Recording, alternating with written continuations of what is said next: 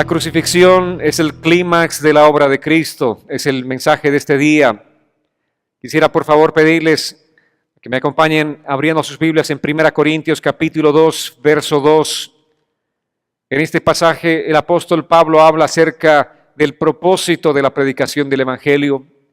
En esta carta a los Corintios dice: porque me propuse no saber nada entre ustedes sino a Jesucristo y a Él crucificado. En otras palabras, Pablo está diciendo, el énfasis de mi predicación es hablar acerca de Jesucristo, de la muerte y de la resurrección de Jesucristo. No voy a predicarles otra cosa, no voy a poner mayor énfasis, sino simplemente hablarles de la cruz de Cristo crucificado. Porque allí está el mensaje del Evangelio. Amados, el punto más alto de la obra de Cristo fue su muerte en la cruz del Calvario. Jesús vino a este mundo, pero vino para este propósito específico, para morir en esa cruz. Aunque mucha gente aquel día que estaba reunida alrededor del Gólgota no entendía el propósito de Jesús. Había mucha gente que simplemente ignoraba este gran propósito por el que Jesús vino a este mundo. Algunos estaban celebrando porque pensaban que habían derrotado a Jesús. Algunos estaban desorientados y estaban desconsolados. Esos algunos eran los discípulos de Jesús, que no entendían exactamente por qué Jesús, su maestro, estaba en esa cruz del Calvario. Este día vamos a entender por qué Jesús estuvo en esa cruz. La obra máxima es esta, para esto vino. Para en la cruz del Calvario darnos a nosotros la victoria. Para en esa cruz del Calvario Jesús vencer a la muerte misma. Para vencer al pecado y darnos a nosotros la victoria con Él. Vayamos a Romanos capítulo 3, versos 21 al 26. Aquí la palabra dice: pero ahora, aparte de la ley, se ha manifestado la justicia de Dios, y de ello dan testimonio la ley y los profetas. La justicia de Dios por medio de la fe en Jesucristo es para todos los que creen en Él. ¿Alguien dice amén? La justicia de Dios por medio de la fe en Jesucristo es para todo aquel que cree en Él.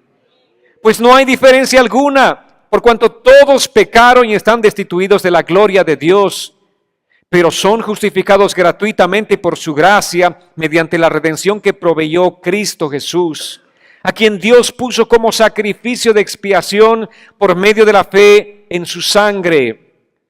Esto lo hizo Dios para manifestar su justicia, pues en su paciencia ha pasado por alto los pecados pasados, para manifestar su justicia en este tiempo, a fin de que Él sea el justo y al mismo tiempo el que justifica, o aquel que justifica al que tiene fe en Jesús.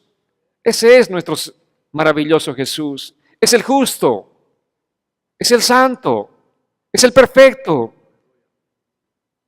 Así como es el justo, dice también la palabra, Él es el que justifica. No a todos, sino solamente a los que confían en Jesús. ¿Cuántos confían en Jesús? ¿Cuántos confían en Jesús? Él justifica al que tiene fe en Jesús, dice la palabra. Amén. Amados, Pablo aquí está haciendo referencia de esa obra maravillosa de Jesús. De ese punto alto, elevado en la obra de Cristo, que es su muerte. Hace referencia a la expiación, hace referencia a la redención de Jesús por nosotros. Muchos tenemos ciertas confusiones respecto de estas palabras. ¿Qué significa expiación? Expiación, amados, es el acto en Cristo por el cual la ofensa contra Dios debida a nuestros pecados ha sido cubierta y ha sido eliminada. Eso significa expiación. Y Él se presentó como ese cordero de expiación. Amén. Y dice la palabra que esta expiación se recibe por fe en Jesús. O sea, lo que podamos hacer por obras, sino por fe. Y 1 Pedro capítulo 2, verso 24 dice: Él mismo llevó en su cuerpo nuestros pecados al madero, para que nosotros, muertos ya al pecado, vivamos para la justicia. Por sus heridas fueron ustedes sanados, porque ustedes eran como ovejas descarriadas, pero ahora se han vuelto al pastor que cuida de sus vidas. Qué glorioso que ya no podamos estar viviendo más desconsolados. Qué hermoso, amados, el saber que ya no vivimos nosotros sin rumbo. Ya no somos esas ovejas descarriadas. Ahora tenemos al pastor junto a nosotros. El pastor que cuida por nuestras vidas. El pastor que dio su vida por nosotros. Amados, el día más importante para el judío, para aquel israelita, era el día de la Pascua. Porque era el día de la celebración de la expiación. El pueblo todo estaba celebrando la expiación, el sacrificio. El día en el que el sacerdote entraba al lugar santísimo detrás de las cortinas, donde solamente este hombre podía entrar. Nadie más, sino solamente el sacerdote llevando la sangre del animal que había sido sacrificado. Recordando aquel hecho tan glorioso de la liberación del pueblo de Israel de la esclavitud de Egipto. Año tras año, el día de la Pascua, era un día de celebración para Israel. Era un día de celebración de gozo para el judío. Y dice Levíticos en el capítulo 16, versos 15 al 16, a propósito de esta expiación, dice: a continuación degollará el macho cabrío como expiación por el pecado del pueblo, y llevará la sangre al interior, tras el velo, y esparcirá la sangre sobre el propiciatorio y delante de éste, como lo hizo con la sangre del becerro. Así purificará el santuario por causa de todas las impurezas, rebeliones y pecados de los hijos de Israel. Y lo mismo hará con el tabernáculo de la reunión, el cual se encuentra entre ellos y sus impurezas. Este era un día gozoso, un día alegre, porque el sacerdote estaba presentándose ¿para qué? Para expiar a ese pueblo de sus pecados, de sus rebeliones, de sus impurezas. Un día esperado por el judío, muy esperado. Así es como se celebraba año tras año. Pero amados, este ritual de sangre rociada sobre el trono de Dios era un sacrificio que tenía como fin satisfacer las demandas de la justicia de Dios.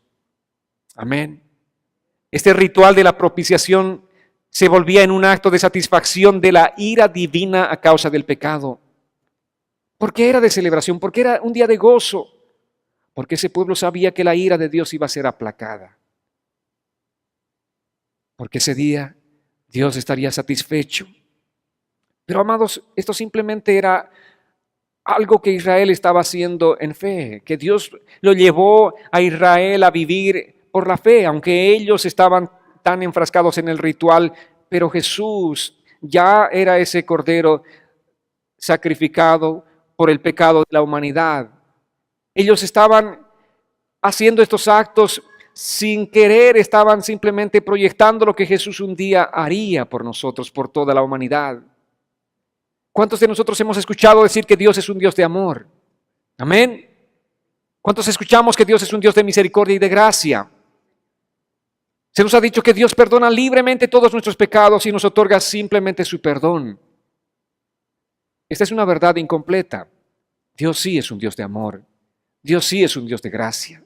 Dios sí nos otorga el perdón, pero no libremente. Hay un precio que se tuvo que pagar. Recordemos que Dios, así como es amor, también es santo y es justo. Y con frecuencia olvidamos que Dios es santo y es justo. Dice la palabra en Romanos capítulo 3, versos 24 al 26, pero son justificados gratuitamente por su gracia mediante la redención que proveyó Cristo Jesús. Muchas veces la predicación nuestra simplemente se limita a decir: somos nosotros justificados por la gracia del Señor. Somos nosotros proveedores o más bien acreedores de aquella gracia divina. Pero dice la palabra que nosotros sí efectivamente recibimos la justificación por su gracia, pero dice mediante hay un pago aquí. Esta gracia no es gratis. Para nosotros es gratis, pero no para Dios. Para Dios, esta redención fue provista en Cristo Jesús. Dice: a quien Dios puso como sacrificio de expiación por medio de la fe en su sangre. Amados, esta es la verdad del Evangelio que nosotros tenemos que entender, la verdad completa. Dios es amor, pero también es justo y es santo. Amén. La salvación se recibe por la gracia maravillosa de Dios a través de la fe, pero hay un costo. Y ese costo muchas veces no lo contemplamos nosotros. Y el costo y el precio fue pagado por Jesús. Cuando Dios justifica a su pueblo, no lo hace por un acto unilateral, simplemente por perdonarnos. Quiero que entendamos este día con total claridad la Escritura, la palabra y el Evangelio de Cristo. Porque perdonarnos sin que haya satisfacción, sin que haya propiciación, sin que haya esa expiación de la que habla la palabra, sería una violación de su propia justicia. Dios no puede perdonarnos así por así. Él tiene que perdonarnos con una base legal. Y esa base legal es que Jesús mismo se convirtió en ese cordero de expiación. Amados, Dios no cierra sus ojos ante el pecado. Dios no pasa por alto nuestras faltas sin aplicar un castigo. Dice la palabra que la paga del pecado es muerte. Ese día tenemos que estar contentos y gozosos. ¿Saben por qué? Porque no estamos llevando nosotros la paga. Ese día tenemos que estar contentos porque alguien llevó la paga por nosotros. Y ese alguien fue Jesucristo. Dios, que es un Dios justo, no puede aplicarnos simplemente, no puede perdonarnos libremente, sino se hace su justicia. Y en su justicia Él permitió que su propio Hijo padeciese el sufrimiento que nosotros debíamos padecer. Esa es la justicia de Dios. Dios no pasa por alto su justicia. Por ello el sacerdote realizaba este ritual del sacrificio de la sangre para propiciar la ira de Dios, para satisfacer la justicia de Dios. De alguna manera era una sombra de lo que más adelante vendría a ser la realidad. Hebreos capítulo 9, verso 9 dice, todo esto es un símbolo para el tiempo presente, que las ofrendas y sacrificios que allí, vale decir, en el Antiguo Testamento se realizaban, allí se presentaban, no pueden perfeccionar la conciencia de los que adoran así. Todas las personas que se acercaban, todos los israelitas, el pueblo de Dios que se acercaba año tras año, mediante el sacerdote, quien era el intermediario para presentar este sacrificio delante de Dios. Y obviamente estos animales que eran sacrificados, sus vidas eran sacrificadas, su sangre derramada en ese altar, pero dice Hebreos que esa sangre no puede purificar nuestra conciencia. Y no puede purificar la conciencia de ninguna persona que adora así, vale decir, en ese ritual judío. Amén. Por eso en Cristo nosotros ya no vivimos conforme a la ley del ritual judío que se realizaba desde aquel tiempo. Porque ese ritual no puede perfeccionar la conciencia de los que adoran así. Vale decir, no puede liberarte de la culpabilidad del pecado. Puede cubrir, pero no liberarte. Esto es diferente. La sangre de los cabritos, amados, no podía salvar a nadie, no podía purificar la conciencia de nadie, porque esta sangre simplemente no tenía un valor intrínseco para realizar este acto de propiciación. Pero sí era un acto de fe. Entonces uno se pregunta, ¿cómo es así que los pecados del pueblo judío fueron perdonados? Amados, no fue sobre la sangre de los cabritos, sino fue sobre la base de la sangre de Cristo. Y Dios estaba diciendo en el futuro, la sangre de Cristo será derramada. Y por fe en ese futuro ustedes ahora van a ser perdonados. Así es como Dios perdonó los pecados del pueblo suyo, de Israel. Hebreos capítulo 9, versos 11 al 12 dice, pero Cristo vino ya, y Él es el sumo sacerdote de los bienes venideros, a través del tabernáculo más amplio y más perfecto, el cual no ha sido hecho por los hombres, es decir, que no es de esta creación, y no por medio de la sangre de machos cabríos ni de becerros, sino por medio de su propia sangre, entró una sola vez y para siempre en el lugar santísimo, y así obtuvo para nosotros la redención eterna. ¡Qué glorioso evangelio, amados! Ya no es por la sangre de estos machos cabríos, no es por la sangre de los becerros, sino por su propia sangre. Antes, en ese ejercicio, el pueblo de Israel, año tras año, tenía que presentarse. Año tras año los rituales. Pero dice Jesús, entró una sola vez y para siempre. Así obtuvo para nosotros la redención eterna. Cristo, amados, fue enviado para traer redención. ¿Y qué significa esta palabra redención? Redención es una obra de salvación. Redención es una obra de rescate. Amén. Nosotros fuimos rescatados. ¿De qué fuimos rescatados? Amados, redención es igual a rescatar. También significa comprar otra vez o librar por el pago de un rescate a alguien que estaba hipotecado. ¿Saben qué estuvimos nosotros? Hipotecados al pecado. Así era nuestra realidad espiritual. Pero dice Romanos 3:24, pero son justificados gratuitamente por su gracia mediante la redención que proveyó Cristo Jesús. Vale decir, Cristo Jesús fue el que pagó el precio de nuestra hipoteca. Nadie más pudo pagar, porque el precio era un precio muy alto, muy elevado. Y Él vino a pagar el precio de nuestro rescate. Eso significa redención. Antes éramos cautivos y ahora somos libres porque alguien pagó el precio de nuestro rescate.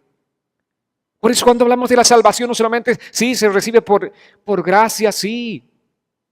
Es un regalo de Dios, sí. Pero tenemos que ser conscientes que alguien pagó el precio del rescate. Amén.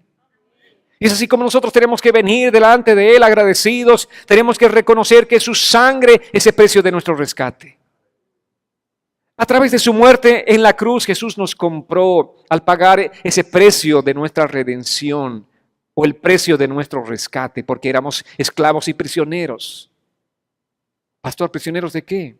Yo no era esclavo ni prisionero, dirá usted. Todos nosotros éramos prisioneros del pecado.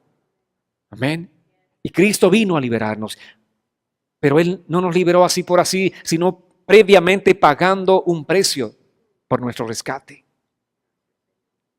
Levítico 25 nos habla acerca de una realidad, una práctica en el Antiguo Testamento. Y todo lo que pasaba en el Antiguo Testamento, todo lo que pasaba en la ley, simplemente es sombra de lo que habría de venir con Cristo Jesús. ¿Y qué dice la ley?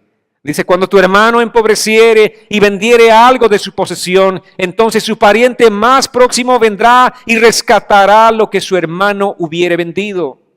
¿Saben cuál era la realidad de la situación de la gente en Israel en aquel tiempo? Mucha gente que llegaba a una situación de pobreza, de extrema pobreza, no solamente vendían todos sus bienes, no solamente hipotecaban sus casas, sus terrenos, sino hipotecaban a su propia familia, su esposa, sus hijos. Y finalmente, no hay que más hipotecar. Ya mi esposa, mis hijos están hipotecados. Yo mismo me hipotecaba. Me convertía en un esclavo. Entonces, esa era la realidad. Pero venía un pariente redentor, un pariente platudo, a pagar el precio de ese rescate, de esa familia. ¿Y saben quién es ese pariente? ¿Se imaginan quién es ese pariente? El supremo pariente redentor, el que pagó el precio de nuestro rescate cuando estábamos viviendo en esa esclavitud del pecado y de la pobreza, la miseria espiritual. Nuestro pariente redentor es Jesús. Amén. Es precioso, amados, si vamos a la ley, todo apunta a Cristo Jesús. Cada práctica, cada celebración, cada ritual apunta a Cristo Jesús. Por eso en 1 Corintios 6:20 dice, porque habéis sido comprados por precio. Amén. Tú has sido comprado por precio. Por lo tanto dice, glorificad pues a Dios en vuestro cuerpo y en vuestro espíritu, los cuales son de Dios. No son tuyos ahora, son de Dios. Tu cuerpo no es tu cuerpo, es de Dios. El precio que pagó fue su sangre. ¿Qué significa su sangre? Significa su vida. ¿Ven? Él pagó con su propia vida. El pago requerido aquel día era la vida. No se podía pagar otro tipo de pago por el pecado, sino la propia vida. Y Jesús dio su vida por nosotros. En Gálatas 3, capítulo 10, versos, más bien 3, 10 al 13, dice, porque todos los que dependen de las obras de la ley están bajo maldición. Pues escrito está, maldito todo aquel que no permaneciera en todas las cosas escritas en el libro de la ley para hacerlas. y que por la ley ninguno se justifica para con Dios. Es evidente porque el justo por la fe vivirá. Y la ley no es de fe, sino que dice, el que hiciere estas cosas vivirá por ellas. ¿Qué significa esto? La ley no es de fe, sino de obras. Si tú quieres vivir para agradar a Dios según la ley, tienes que vivir conforme a todas ellas. Pero dice, Cristo nos redimió de la maldición de la ley, hecho por nosotros maldición, porque escrito está, maldito todo aquel que es colgado en un madero. Fuimos nosotros los que lo llevamos a esa cruz. Fuimos nosotros los que hicimos de él un maldito. Pablo obviamente está remitiéndose al Antiguo Testamento. Pablo está hablando acerca del pacto que Dios hizo con Moisés. En aquel pacto Dios había prometido bendiciones a su pueblo si obedecía la ley, pero también maldiciones si desobedecía. Deuteronomio capítulo 7, versos 13 al 14 dice, y te amará, te bendecirá, te multiplicará y bendecirá el fruto de tu vientre y el fruto de tu tierra, tu grano, tu mosto, tu aceite, la cría de tus vacas y los rebaños de tus ovejas, en la tierra que juró a tus padres que te dará. Bendito serás más que todos los pueblos, bendito en la ciudad, en el campo. Y sigue hablando acerca de todas las bendiciones espirituales. Y nos gozamos y nos regocijamos con esto, ¿verdad? El pacto que Dios hizo con Moisés, las bendiciones que vendrán a nuestras vidas.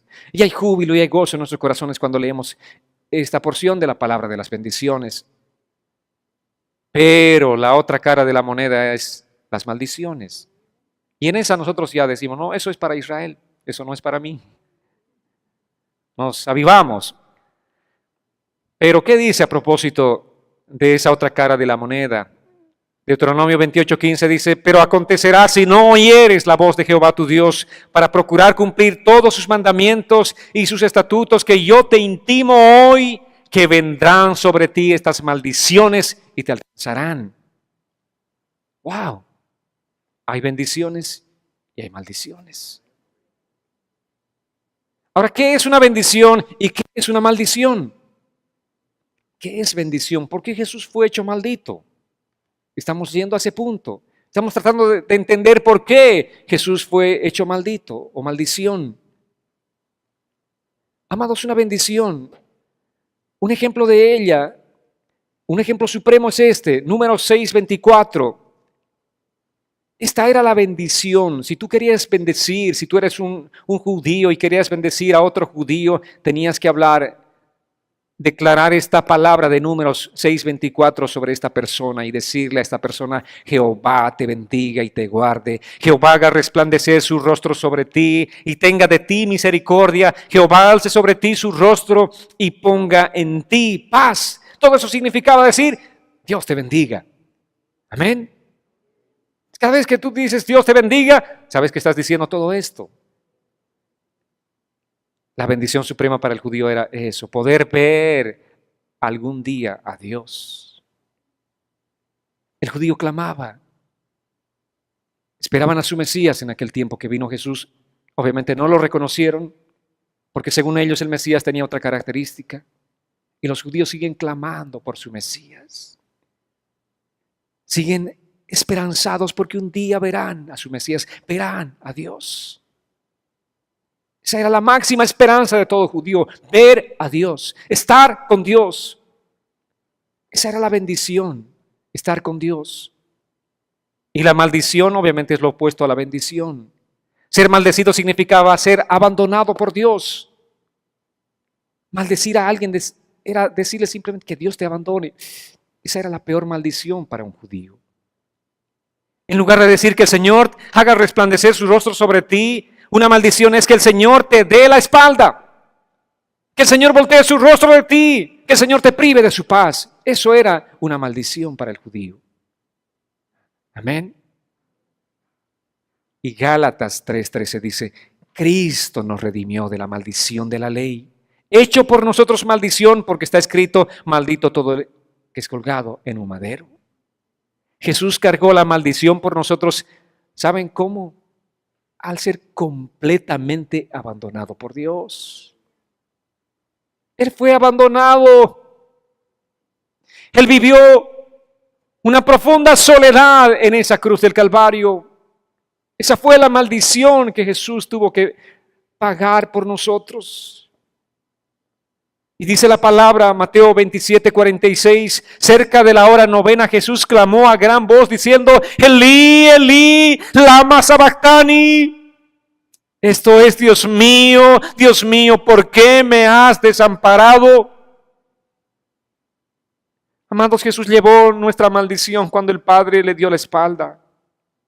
En ese momento en el que Jesús cargaba todos los pecados de la humanidad sobre sus espaldas. En ese momento, el Padre, que es justo y santo, Él es tan santo que no podía ver el pecado, no podía tolerar el pecado. El pecado estaba sobre su propio Hijo. Él simplemente dejó que el Hijo padeciese allí. Jesús llevó nuestra maldición cuando el Padre le dio la espalda en ese momento, amados. Es algo glorioso. Es algo que realmente conmueve. Jesús se hizo el ser más menospreciado del universo. Y Dios no pudo tolerar ver el pecado sobre su Hijo. Por eso el Padre le dio la espalda al Hijo. Amén. Y Jesús en su agonía clamó estas palabras. ¿Saben? Era un momento de mucho dolor también para el corazón del Padre. El Padre prefirió que su Hijo cargase la maldición y no nosotros. Esto es glorioso, amados. Esto es algo que tiene que conmover nuestros corazones. Tú tienes un hijo y tú preferirías que él lleve la maldición para que otro niño sea salvo. El Padre nos prefirió a nosotros y entregó a su propio Hijo cargando esa maldición. Y dice la palabra en Juan 19:28 al 30. Después de esto, sabiendo que ya estaba consumado, Jesús dijo, para que la escritura se cumpliese, tengo sed. Y estaba allí una vasija llena de vinagre. Entonces ellos empaparon en vinagre una esponja y poniéndola en un hisopo, se la acercaron a la boca. Cuando Jesús hubo tomado el vinagre, dijo, consumado es. Y habiendo inclinado su cabeza, entregó su espíritu. En ese momento de agonía, de soledad, de desolación, clamó porque tenía sed. Que le dieron vinagre. Pero ese momento glorioso, Jesús exclamó, consumado es, tetelestai. La obra ha sido pagada. Ya he pagado el precio por ti, por tu salvación. He terminado mi obra. He completado mi obra. Ya todo está hecho. Ya todo está cancelado. El precio de tu redención ya ha sido pagada. Ha sido pagado el precio. Y dice la palabra, habiendo inclinado su cabeza, entregó su espíritu. Esa fue la obra de Cristo. Su muerte fue el momento culminante de la obra de Cristo. Si solamente nosotros entendiésemos el Evangelio enseñado de esta manera, estoy seguro que tendríamos una actitud diferente, completamente diferente para Dios. Tendríamos un corazón completamente diferente para Dios. Cuando hablamos del amor del Padre, ¿saben qué? Simplemente algo que excede todo conocimiento, todo entendimiento humano. ¿Cómo es que el Padre prefirió cargar la maldición sobre su propio Hijo y no sobre nosotros? El Padre nos prefirió a nosotros. El Padre te prefirió a ti en lugar de su propio Hijo. El Padre hizo que su Hijo sea maldito, y no tú, y no yo. ¿Quién dice Dios? Qué precioso, qué glorioso, Señor, qué glorioso es el Evangelio, qué maravilloso. Es simplemente incomparable, amados. Por eso este día quiero llamarles a que hagamos una renovación de nuestro amor por Dios. Hagamos una renovación de nuestro compromiso con Dios. Este día estamos entendiendo realmente ese amor, ese infinito amor del Señor por nosotros. Pero ¿cuál es la respuesta nuestra? ¿Qué vamos a hacer ante toda esta obra, maravillosa obra que Jesús hizo por nosotros? Ante tal amor que el Padre nos demostró, ¿nos vamos a quedar indiferentes? Creo que no, ¿verdad? ¿Cuántos quieren hacer esa renovación de su compromiso de amar al Señor, de seguirle a Él fielmente, de servirle con fidelidad? ¿Cuántos están dispuestos a decirle, Dios, el pecado me ha alejado, me ha apartado de ti? Señor, yo mismo he permitido enfriarme espiritualmente. Yo mismo he empezado a dar prioridad a muchas cosas en mi vida que no son realmente prioridad. Pero este día quiero renovar mi compromiso contigo. ¿Cuántos quieren hacer eso? ¿Cuántos quieren hacer ese compromiso, amados? Ahí donde están, inclinen su cabeza unos instantes y oren al Señor. Háblenle al Señor.